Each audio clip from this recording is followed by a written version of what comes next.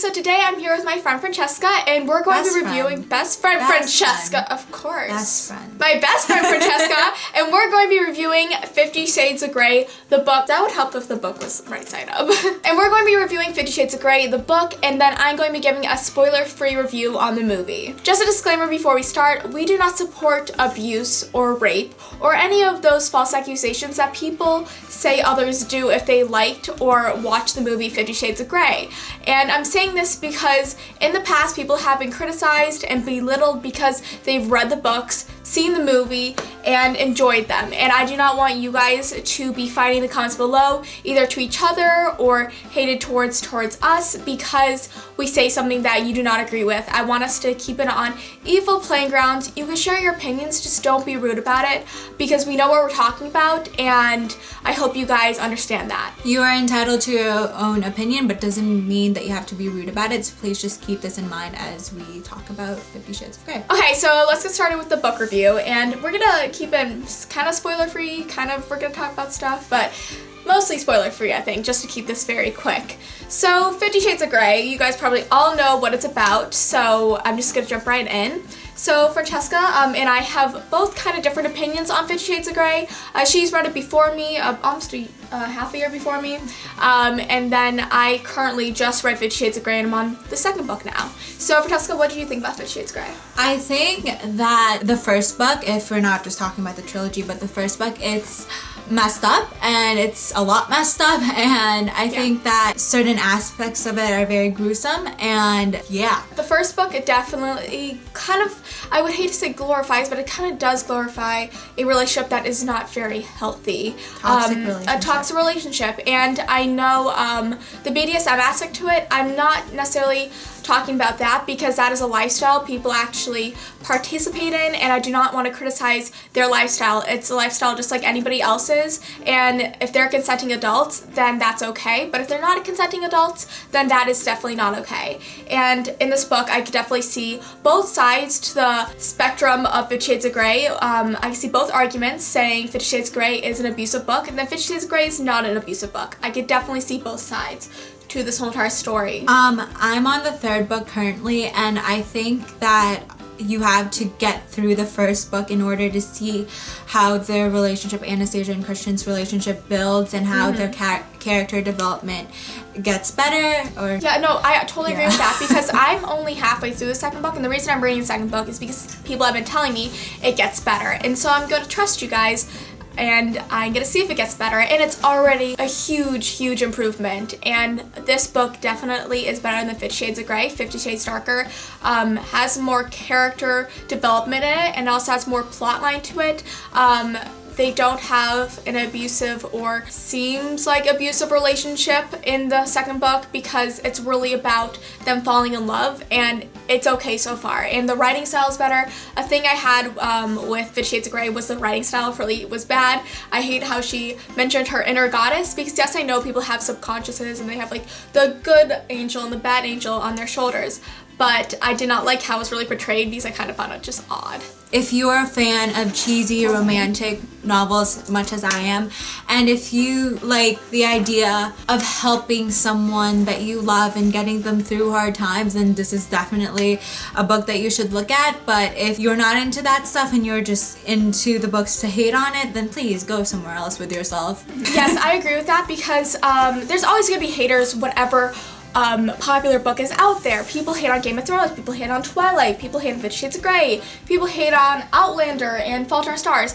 There's always going to be people that do not like something, and they're totally entitled to their own opinion, but the thing that gets to me is that I am not really a romantic reader. I don't just read straight up romantic books a lot.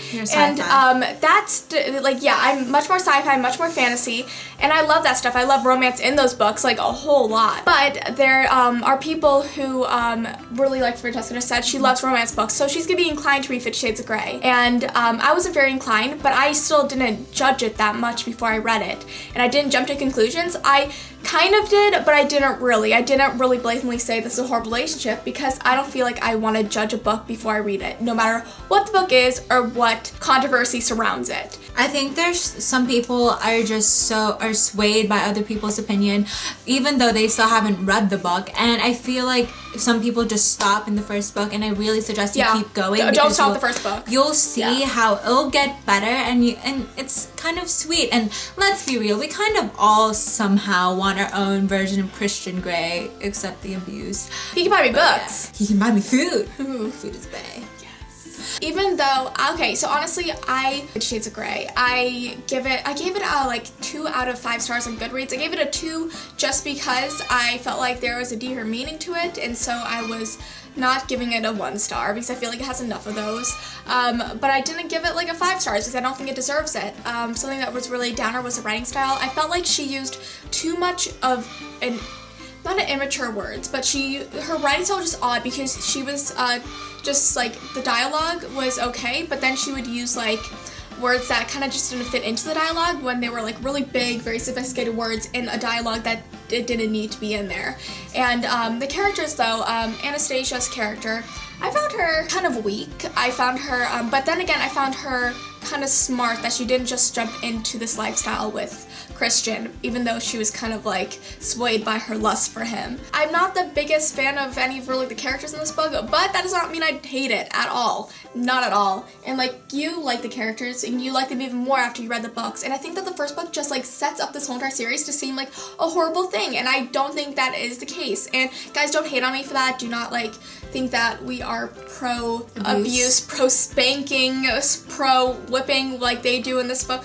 We're not. It's just honestly, we're taking this from a reviewer standpoint, and we're not letting our opinions get swayed by outside sources. I hate seeing things on Tumblr or Twitter of people just bashing it on, and them not even seeing different points of views. And even when one just says their little opinion about it, then you hate on it right away. And as a feminist, and I am one, I'd like to say that now, I don't see the point of hating and making someone feel bad about themselves for just liking this certain book, because they do, and like, people are people, and you shouldn't be so quick to judge. And I think that some people are just swayed by other opinions, and you should really just take the time to read the books. Keep going. It doesn't take long. Don't stop at the first one. Keep going to the second one. I personally like the second one the best, and just see for yourself how horrible or how actually not that bad the books are, or the series. Yeah, and like, honestly, you can hate the book. That's your opinion. There's no problem with hating a book. Like, that's what you think. And then, if you love the book, don't worry about loving it. Love it, for who cares? Like, honestly, I think that we shouldn't care so much about opinions, but when it comes to getting hate from them, it's just not okay. We have free speech for a reason. We're supposed to give our opinions, and I feel like it scares people to give their opinions when it's something this controversial. And I feel like the reason it's so controversial is that it's overhyped. It's way overhyped. I thought there was going to be so much more BDSM in the book. I thought there was going to be so much more abuse, and there was that stuff in the book. Don't get me wrong, there was, and it was cringeworthy sometimes, but a lot of the time, honestly.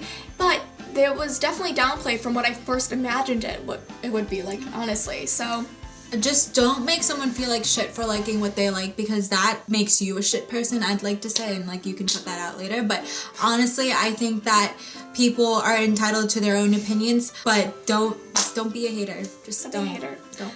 No. Hey guys, so I know I kind of cut that video off abruptly. It's because I know I said I was going to do a movie review, but I kind of want to do that on my own so I can watch the movie once more just to get more of a feel for it. So I kind of want to keep the book review and the movie review separate. So stay tuned tomorrow for the movie review because I'm going to be doing one of those, and I hope you guys enjoyed that because I kind of want to focus a movie review directly for it without having the book review in the same video because I feel like that's really overwhelming. So thank you guys for watching that book review. I hope you guys enjoyed it, and stay tuned tomorrow for the movie review. Thanks for watching, guys. Bye!